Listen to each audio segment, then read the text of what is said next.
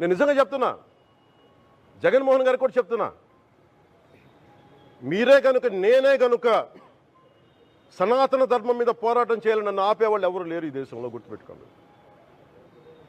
నేను కనుక సనాతన ధర్మం కోసం నేను పోరాటం చేస్తే చచ్చిపోవడానికి సిద్ధం. నేను సనాతన ధర్మం అంటే ఈ మనిషికి తెలుసా? ఫస్ట్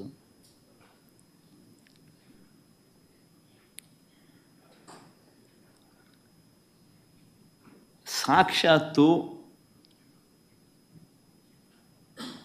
నువ్వు ఆ కూటమిలో ఉన్నావు. సాక్షాత్తు చంద్రబాబు నాయుడు నీ కళ్ళ ఎదుటే ఈ తప్పు చేసినాడు. తప్పు అని నీకే కాదు, సామాన్యునికి 6 ఏళ్ల పిల్లోనికి కూడా కనిపిస్తూ ఉంది, నీతో సహా. మరి నీ కళ్ళ ఎదుటే కనిపిస్తూ ఉన్నప్పుడు, నీ కళ్ళ ఎదుటే వెంకటేశ్వర స్వామి ప్రతిష్టను తగ్గిస్తూ, వెంకటేశ్వర స్వామి లడ్డు విశిష్టతను తగ్గిస్తూ, కావాలని దుర్బుద్ధితో రాజకీయ లబ్ధి పొందేందుకు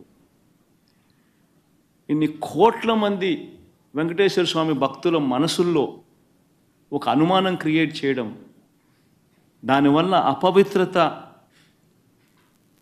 తిరుమల తిరుపతి దేవస్థానానికి, తిరుపతి లడ్డు విశిష్టతకు తగ్గిస్తూ జరిగినప్పుడు, అందులో నువ్వు కూడా భాగమై,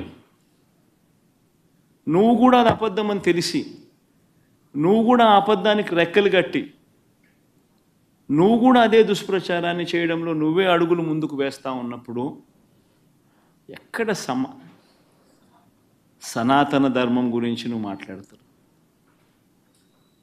కరెక్టేనా మనం చేసేది? ఏదైనా కానీ తప్పు చేసినప్పుడు ఆ తప్పును మనం ఎత్తి చూపలేకపోతే, ఆ తప్పును గుడ్డిగా సమర్థించడం మొదలుపెడితే, అందులో దేవుని విషయంలో సనాతన ధర్మం అని చెప్పి మనం చెప్పుకోవడం ఎంత మటుకు ధర్మం?